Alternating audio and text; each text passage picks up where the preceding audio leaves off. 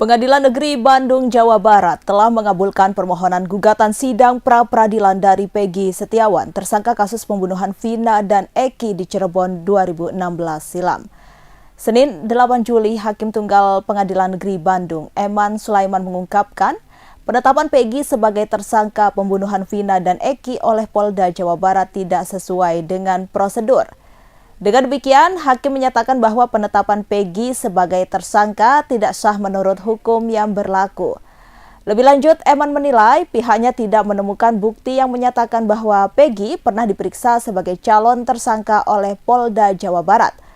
Menurut Hakim, penetapan tersangka tak hanya dengan bukti permulaan yang cukup dan minimal 2 alat bukti, tetapi harus diikuti adanya pemeriksaan calon tersangka yang termaktum dalam putusan Mahkamah Konstitusi. Selain itu, ia mengatakan atas permohonan tersebut, Hakim telah mengabulkan apa yang telah diajukan sehingga sidang pra-peradilan selesai.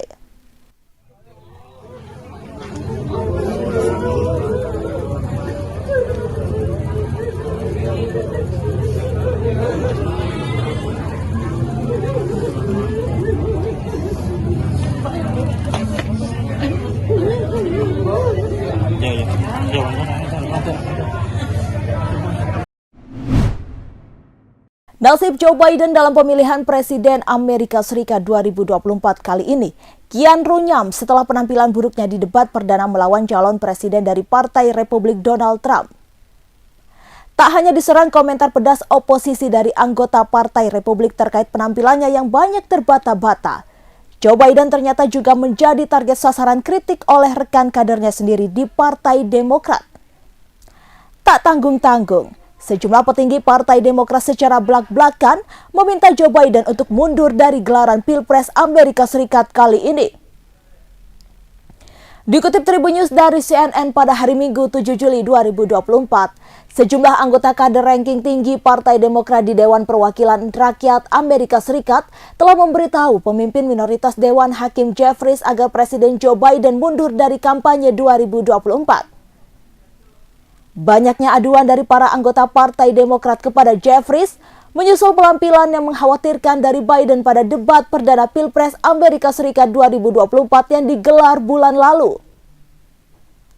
Pertemuan tersebut kabarnya diadakan sebelum para legislator kembali bekerja ke Washington pada awal pekan ini. Salah satu kekhawatiran yang diungkapkan dalam pertemuan 2 jam tersebut adalah kekhawatiran dalam internal partai yang memperkirakan penampilan buruk Joe Biden bisa juga mengancam peluang Demokrat untuk merebut mayoritas di Dewan dalam pemilu mendatang. Para kader Demokrat yang hadir dalam pertemuan tersebut secara umum mengaku bahwa seharusnya sosok wakil presiden tersebut adalah Kamala Harris yang seharusnya maju menjadi capres.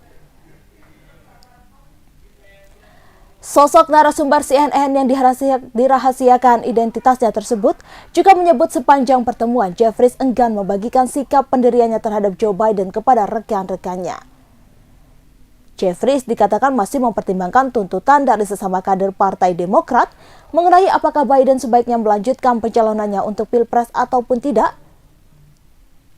Adapun menurut sumber dari CNN tersebut, jumlah legislator Demokrat yang secara eksplisit menyatakan bahwa Biden sebaiknya mundur lebih besar daripada yang mendukungnya untuk tetap bertahan. Artis sinetron Salsabila Adriani resmi menikah dengan Ibrahim Rishad. Keduanya melangsungkan pernikahan secara tertutup di Hotel Ayana Jakarta pada Minggu 7 Juli 2024. Salsabila dan Ibrahim Rishad membagikan potret pernikahan mereka di akun Instagram masing-masing. Dalam potret yang dibagikan, Salsabila dan Ibrahim tampak mengenakan pakaian adat Sunda. Sejumlah selebritis juga mengucapkan selamat atas kebahagiaan yang dibagikan oleh Salsabila dan juga Ibrahim. Seorang pria berinisial M asal desa Ketapanglau, Kecamatan Ketapang, Kabupaten Sampang, Madura, nyaris diamuk massa di tepi jalan raya desa Bira Tengah, Kecamatan Sokobanah, Kabupaten Sampang. Pria berusia 40 tahun itu diamankan warga setempat lantaran diduga mencopet salah satu warga yang tengah berada di kawasan setempat pada 7 Juli, sekitar pukul 9 pagi waktu Indonesia Barat. Untuk informasi selengkapnya akan disampaikan rekan Hanggara Pratama. Baik, terima kasih rekan Septiana dan selamat siang Tribuners dimanapun berada. Dapat kami melaporkan bahwa aksi pencopetan di Jalan Raya Desa Bira Tengah, Kecamatan Sukobana, Kabupaten Sampang, Madura bermula saat pelaku berinisial M asal Desa Ketapang Lauk, Kecamatan Ketapang, Kabupaten Sampang datang ke pelaku seorang diri menggunakan sepeda motor. Lalu pelaku memarkir kendaraannya di lokasi yang tidak jauh dari korban. Kemudian pelaku seketika menghampiri korban dan basa-basi mengajak ngobrol dengan gelagat mencurigakan, dan beberapa saat kemudian pelaku mulai beraksi. Pelaku secara diam-diam mengambil handphone dan dompet milik korban yang disimpan di dek depan sepeda motor korban. Mengetahui hal itu, korban bergegas menghampiri pelaku, namun pelaku langsung melarikan diri dengan sepeda motor milik pelaku. Kemudian korban langsung mengejar pelaku dengan sepeda motornya sembari berteriak maling berulang kali hingga mengundang simpatik para warga di sepanjang jalan setempat. Nasib baik masih menyelimuti karena korban berhasil mendekati pelaku dan mencoba menarik jaket pelaku hingga pelaku terjatuh. Dan di saat itu juga warga menangkap pelaku sekaligus menggeledah pelaku dan ditemukan dompet milik korban di dalam kantong jaket sebelah kiri pelaku. Sedangkan handphone korban ditemukan warga di utara jalan karena sebelumnya dibuang oleh pelaku. Dalam peristiwa ini pihak kepolisian Polres Sampang tidak bisa menyampaikan secara detail nama lengkap korban karena dikhawatirkan pelaku memiliki komplotan sehingga mengancam nyawa korban. Adapun korban berinisial J, seorang perempuan asal Desa Bira Tengah, Kecamatan Sukobana, Sampang. Sejauh ini pelaku telah berada di Mapolres Sampang untuk menjalankan pemeriksaan lebih lanjut dan pelaku disangkakan pasal 365 KUHP. Terima kasih rekan Septiana, kembali ke studio. Kubu Peggy Setiawan mendesak Kapolri Jenderal Listio Sigit Prabowo untuk mencopot Irjen Ahmad Wiyagus dari jabatannya sebagai Kapolda Jawa Barat. Permintaan itu disampaikan setelah Pengadilan Negeri Bandung mengabulkan gugatan pra-peradilan Peggy Setiawan. Selain Kapolda Jawa Barat, pengacara Peggy Setiawan Iswandi Marwan juga meminta agar Direktur Reserse Kriminal Umum Polda Jawa Barat, Kombes Surawan, ikut dicopot. Hal itu Iswandi disampaikan pada Senin 8 Juli 2024. Ia menilai harus ada yang bertanggung jawab atas kesalahan penetapan Peggy sebagai tersangka kasus pembunuhan Vina di Cirebon pada 2016 silam. Putusan pra-peradilan Peggy juga menurut Iswandi bisa dijadikan pelajaran untuk Polda Jawa Barat agar tidak sewenang-wenang dalam menetapkan tersangka. Lebih lanjut, Iswandi meminta agar pihak kepolisian mengganti rugi baik material maupun imaterial dan memulihkan nama baik kliennya tersebut. Untuk informasi, pada Senin 8 Juli 2024, permohonan gugatan pra-peradilan tersangka kasus pembunuhan Vina dan Eki di Cirebon tahun 2016 Peggy Setiawan dikabulkan Pengadilan Negeri Bandung. Hakim Tunggal Eman Sulaiman dalam keputusannya menilai tidak ditemukan bukti satupun bahwa Peggy alias Peron pernah dilakukan pemeriksaan sebagai calon tersangka oleh Polda Jawa Barat. Peggy melayangkan gugatan pra-peradilan atas penetapan sebagai tersangka oleh Polda Jawa Barat dalam kasus pembunuhan Vina dan Eki asal Cirebon pada 2016 silam.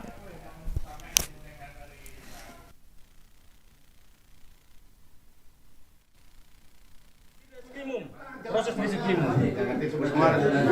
Gini, saya mau berpesan kepada Bapak Kapolda Jawa Barat. Ya.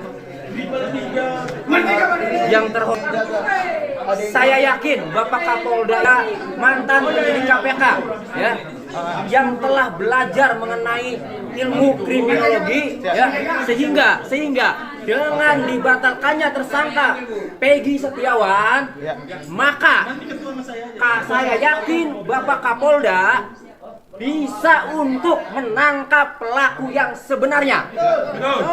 Saya yakin itu, karena Bapak Kapolda luar biasa ini. Mantan penyidik KPK loh, ya. Jadi luar biasa. Tapi dengan syarat. Bapak Kapolda yang harus turun langsung. Jangan percaya sama Direskrimum itu. Jangan percaya sama penyidik-penyidik yang sudah lama, yang sudah mempermajukan Polri. Ya. Yakin Bapak Kapolda mempunyai kemampuan yang luar biasa. Kami sudah dengar Bapak Kapolda mantan penyidik KPK. Jadi Bapak Kapolda, ya, itu luar biasa. Harus Bapak nih Pak yang turun langsung menyidik, ya, menyelidiki maupun menyidik perkara kasus Vina. Karena ini tetap masih ada korban, ya, sehingga ya harus dituntaskan. Ada Dani, ada Andi, dan ada Peggy alias Peron, bukan Peggy Setiawan, ya. Oke, mohon Bapak Kapolda yang terhormat, Bapak lah yang harus turun langsung ini, Pak, karena Bapak yang mempunyai kemampuan, mempunyai integritas yang luar biasa, Bapak Kapolda ini, ya. Oh, bisa. Copot itu Kapolda. Setuju. Copot itu Dirjen. Copot Wanitemu. Copot yang memproses si Peggy Setiawan. Setuju. Ayo, buktikan Kapolri sekarang juga. Terima kasih Kapolri. Ratusan buruh dari elemen Partai Buruh dan Konfederasi Serikat Pekerja Seluruh Indonesia atau KSPSI menggelar aksi unjuk rasa di kawasan Bundaran Patung Kuda Gambir, Jakarta Pusat, Senin 8 Juli 2024.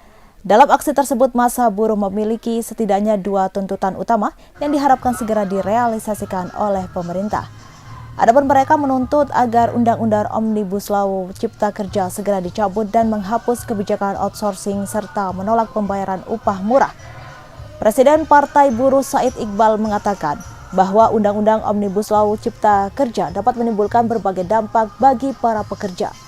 Selain itu, Undang-Undang Sapu Jagat, kata Iqbal, juga mempengaruhi pembayaran pesangon untuk para pekerja jika nantinya telah pensiun.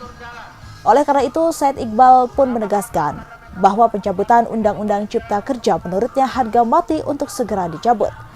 Alhasil dirinya pun berharap agar pemerintah segera mengeluarkan peraturan pengganti undang-undang untuk menganulir Undang-Undang Cipta Kerja.